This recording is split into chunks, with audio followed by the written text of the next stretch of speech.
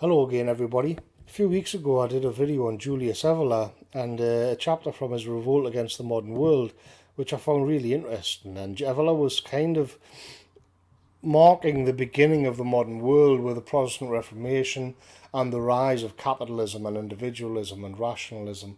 And I thought it would be, what would it be like if we drew out where that was going to go? So, European man had been on one particular philosophical path throughout history, and then it changed quite suddenly and quite dramatically, and we headed off in another direction.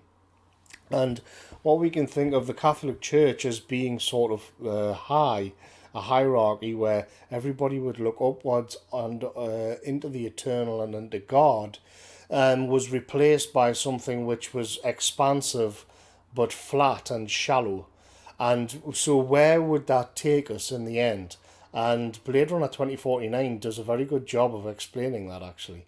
In this world, there's no longer any kind of racial thinking, there's no ethnic identity, there's no nationalism, there's no patriotism, there's no deeper sense of authenticity, there's no religion, there's no mysticism, there's no metaphysics, there's absolutely nothing. The only things left standing in this world are capitalism and technology, and that's it. These sort of these twins, which were the seeds of them were planted a long time ago, or everything else probably because it wasn't efficient enough, or it didn't sort of, they couldn't rake in as much profit as they'd like. Everything else has been destroyed or snuffed out, and all that remains in this world is capitalism and technology, and everything sort of revolves around those two things. It informs everything in this world. And so here we see the culmination of that philosophical path in Blade Runner, and it's very interesting actually. I mean, when the movie came out a few years ago, a lot of sort of young white lads really took to it as well, and you have this sort of whole fash wave aesthetic which people are fond of. And even in the main character Joe, who's a replicant, I can understand why people would identify that. I can understand why the modern European, a young European man, would identify with. He's a masculine character, he's tough, but he's just sort of, he's got this sort of feminist bitch who bosses him around, that's his boss. But he just saw he's completely alone, and the only kind of love he has in his life is a hologram called Joy, and who makes him like a perfect dinner, and she can be a bit sexy, but she's also the perfect wife. So she kind of ticks all the boxes like that.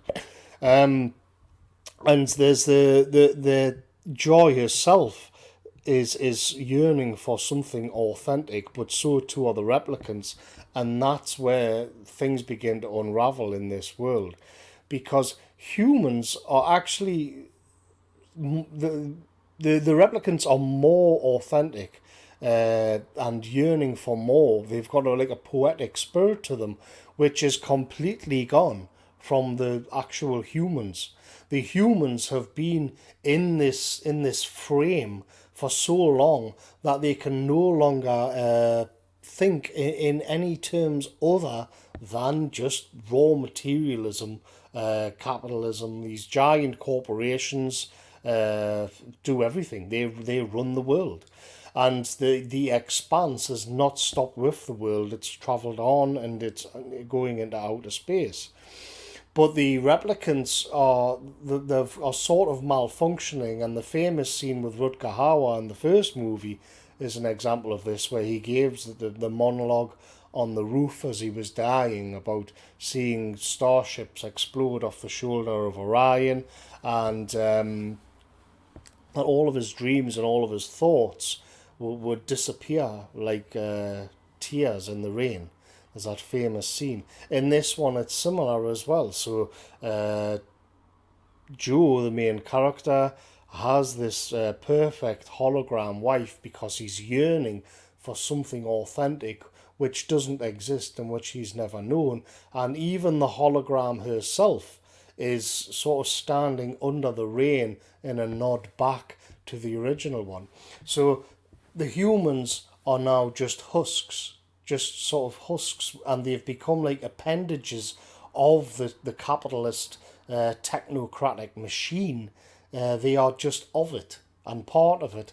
But yet, somewhere down the line, in order for purposes of production, mass production, the machine has produced these replicants, and the replicants are malfunctioning because they are beginning to think in terms of metaphysics, and they are beginning to think in poetic terms, and it's an absolute disaster for the system, and they have to look for ways to hunt them down and kill them. There's a bit of left-wing nonsense in there as well, but I'll let that slide for what is actually a perfect sort of vision of where the purely capitalistic and materialistic society will lead. And it's in Blade Runner 2049 throughout. It's beautiful to look at the same time that it's actually quite horrifying, to be honest. Where humans are now in the position of destroying all that remains of the authentic human experience. Memories and authenticity play out throughout it, and they're just operatives like a cog in this machine, and they can't have anything which malfunctions. You can't have anything which thinks in purely poetic ways, because it isn't efficient enough. They need to kill it. And the grid has even expanded out into space.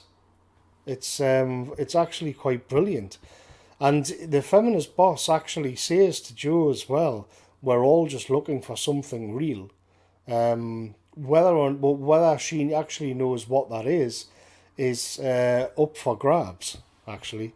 Another thing that I really like about it is that you get to see where the way the movie deals with women and the feminist question is very good. So you get the impression in Vegas that there was a point before a complete collapse where the society worshipped sort of women, but at the same time was completely degenerate, and you see these gigantic statues of women in these sexual poses, and that's obviously gone. Everything's destroyed, and there's no natural world left whatsoever either. So the average human has never seen a tree or a sunflower. Because why? Because it's inefficient. It doesn't bring any profit up. It's not part of the machine. So there's no worth placed on it. And this is the kind of thing that Martin Heidegger would talk about, where everything, because of this rationalism, because of this scientific worldview, this sort of empirical worldview, everything in the natural world just becomes a resource. It just becomes a quantity to be used as fuel or to be harvested for profit. There's nothing, you can't have just beauty in and of itself for its own sake. That's gone now. Everything, because it can't be rationalized, and it can't be kind of quantified and put on a spreadsheet, so it can't be defended, and so it'll go. And what you're left with is this planet, which is literally, I've used the term before, just a gigantic productive grid. And and by some sort of weird freak occurrence, the grid has produced something, these living entities, artificially created them, and they then are now thinking in terms of poetry, and they appreciate a flower when they see it, or in the first one, they dream of a unicorn, and so on.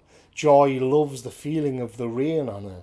But the humans have been reduced to these husks, where all they can think of is to destroy them, destroy these weird creatures who are now dreaming of the stars.